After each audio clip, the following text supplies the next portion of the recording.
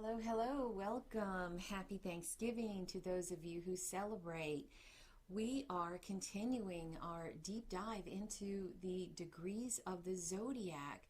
There are 360 of them. I am taking a look at two at a time because the opposite signs from each other paint a fuller picture of the sign that we're looking at. Today we're on Sagittarius too, but we're working with Gemini as well. And I am thankful for each and every one of you for being here. Without further ado, we're going to begin with Sagittarius 2. Here we go. The symbols for 2 Sagittarius. The ocean covered with whitecaps. Another way to say that. White-capped waves display the power of wind over sea. Waking at night, a man sees a firefly in the darkness of his bedroom. Winds racing across the sea. Many iris blooming in a wide variety of colors. A camp where people have been in hiding in a forest for centuries. The stone for Sagittarius is peace agate or white agate. It enhances your intuition. It will show you which people are great for you and which of them draw energy away from you. It will help you avoid negative situations which can be harmful to you by helping you think clearly when you are concerned or anxious. It is a stone of peace, balance, and security. This degree is saying a couple of things. Number one, it's giving us hope in the darkness. The man who sees the firefly in his dark bedroom. So even in darkest hours, there is always hope, there is always beauty, and there is always a silver lining. So a degree of hope. Winds racing across the sea, white caps on the ocean, that implies wind in the sea. So it's our words, it's spirit, and it's emotions, it's churning up. So there could be a lot of emotions being churned up here. Also, it implies that things are fleeting, okay? That when the wind is blowing through and it creates a white cap, it's only there for just basically a second or two, and then it's back again, and then it keeps changing. So one of the messages here is to embrace that the moments that we have with our loved ones in our life are fleeting, and to appreciate the beauty that is in the fleeting moment, to try to stop time and appreciate the beauty. Don't try to capture it. You're not going to be able to. Obviously, if you visualize the wind blowing over the sea and creating white caps, it cannot be captured. It can only be appreciated, and then it's gone, and then you have the memory of it. To keep working with spirit, you can visualize that you're the water, you're the vessel of water, that spirit and your thoughts and the wind spirit is moving through you.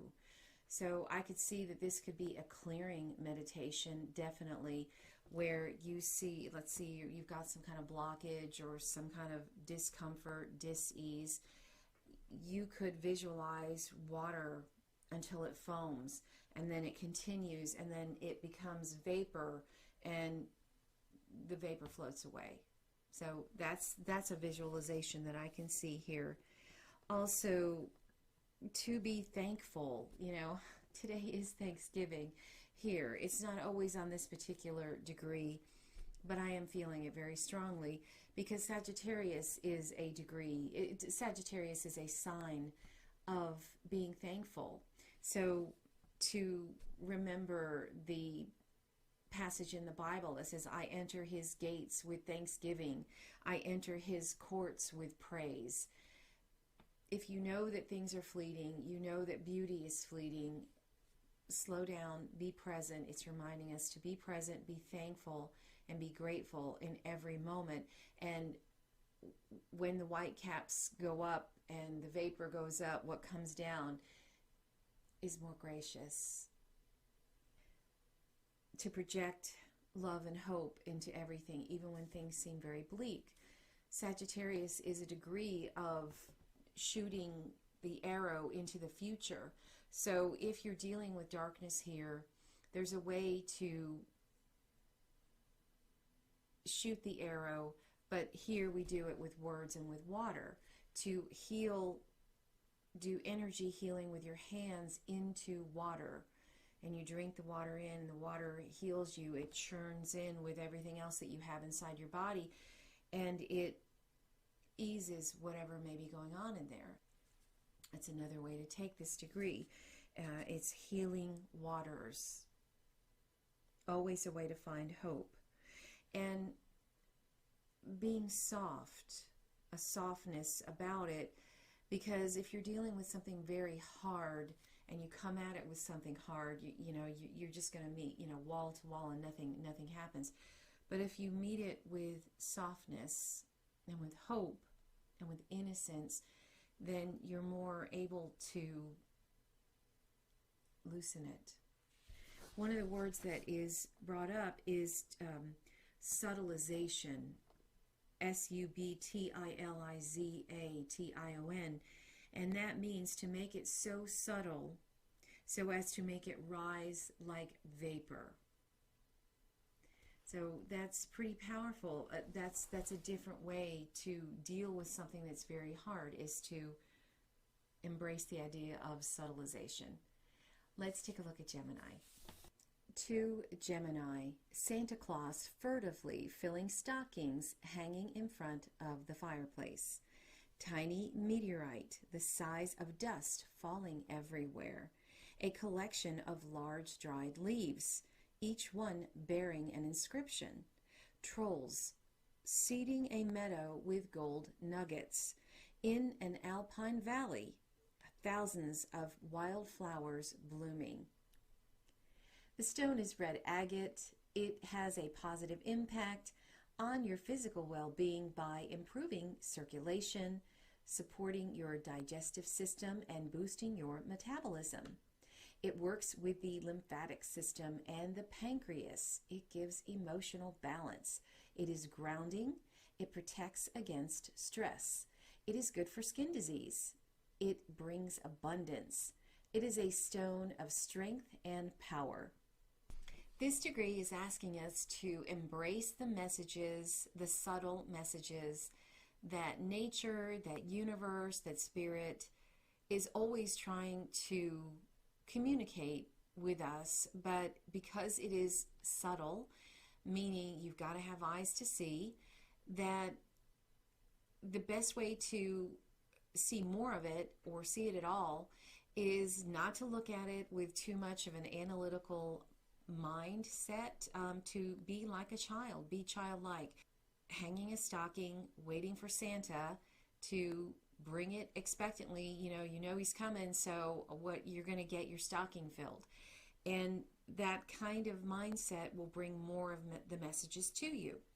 Now the issue is that they are subtle, so that means they're coded, and you may get all these messages, and possibly one of the caveats is don't let it make you feel crazy because you can't figure out what each of the little messages is. Each one is a gold nugget, but because they're coded and because they're not necessarily something that can be decoded with your rational mind, you just have to accept them, take them, be thankful, and know that they will synthesize. The more you just say, I synthesize these messages, you will have less of a fragmented feeling, okay? Because that's one of the drawbacks. You could feel oppressed and fragmented because you don't know what to do with them.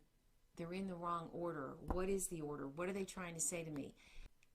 If you receive a lot of messages from the universe, leave a message, leave a comment. I would love to hear about it.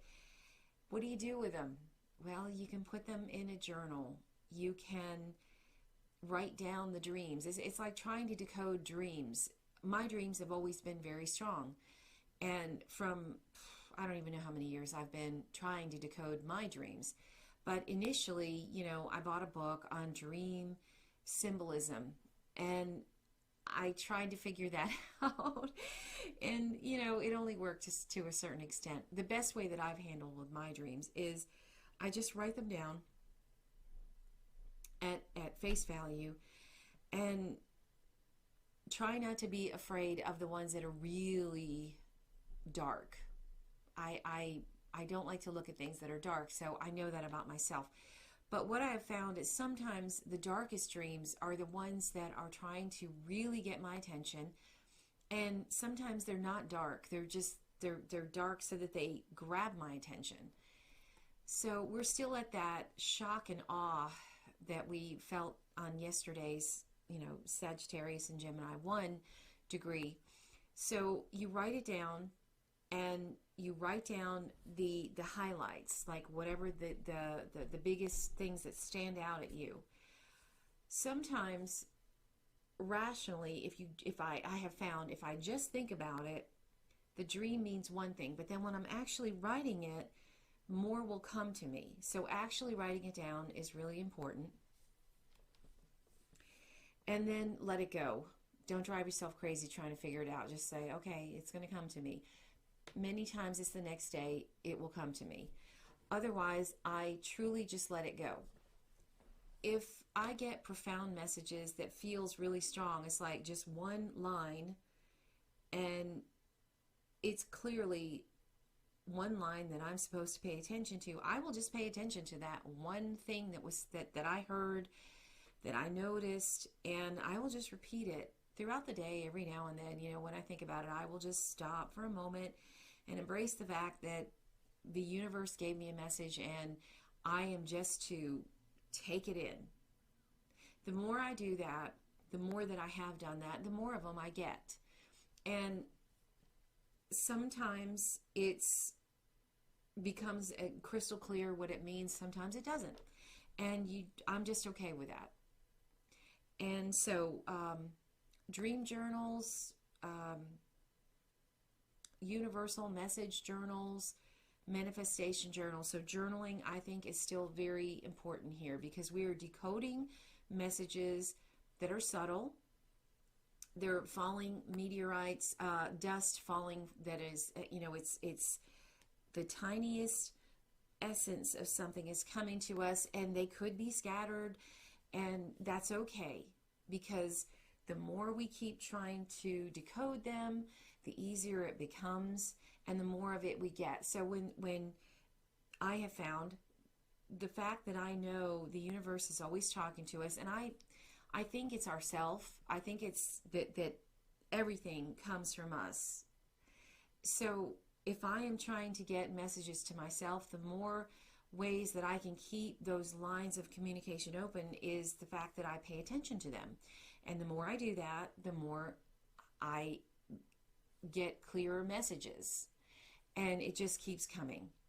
So adopting the idea that you're a child with a Christmas stocking, or a stocking, a Yule stocking, and that it is going to be filled, and that you're going to synthesize it. I understand the messages that the universe gives to me. The more you embrace that idea, the more you will understand it.